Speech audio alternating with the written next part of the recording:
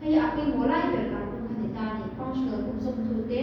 radical te katai ni anai ko te tho ko mo pera ka bi cheno chi a karbon na man double bond ho ma ka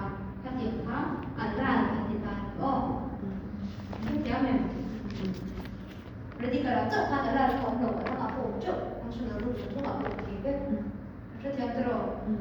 alal sai nai ti so sai nai ti putru do chi a karbon na ya me double bond ho ka o ka alal sai nai ka ni Chuan bina kan ni pe ya bina kan ni chuan tu na ma sui me kan carbon pui mo lai de a kan functional group carbon na te double bond ho na ka ya me ka bina kan ni pe tu na ni o ka chu cham tro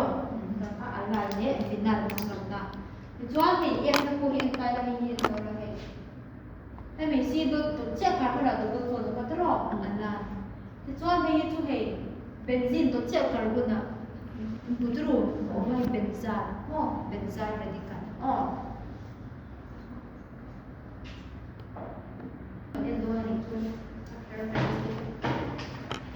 Free radicals are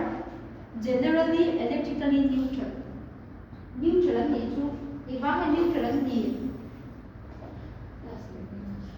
Tas ni na so se enjuna carbon ni valence electron pagi ni yatro.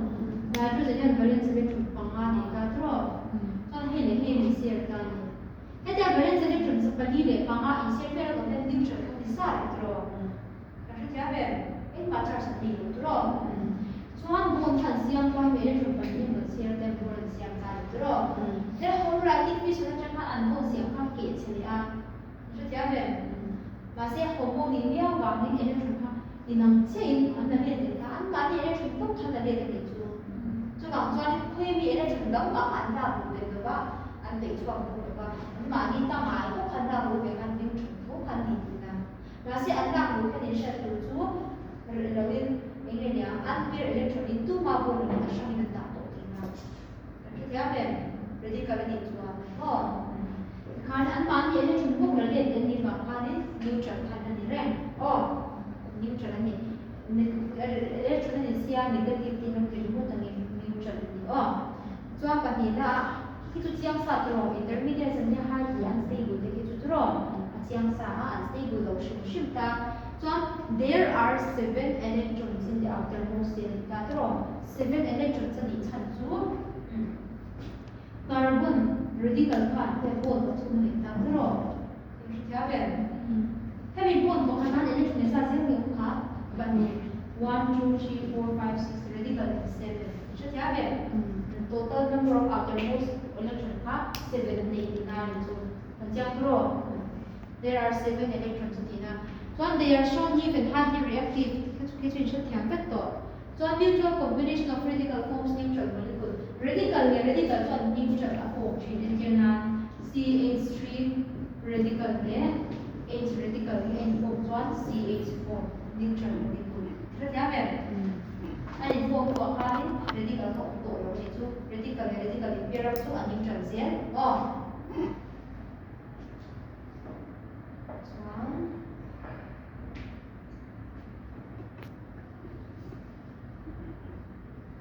a free radical can lose a neutral molecule to form a new radical ya ki reaction in thiam chian ngai ni ko ki ya radical ka ta ya ni ta da lo ti kha chan chu anti-carbon the present in to the radical here. One internal CH3 radical here, H radical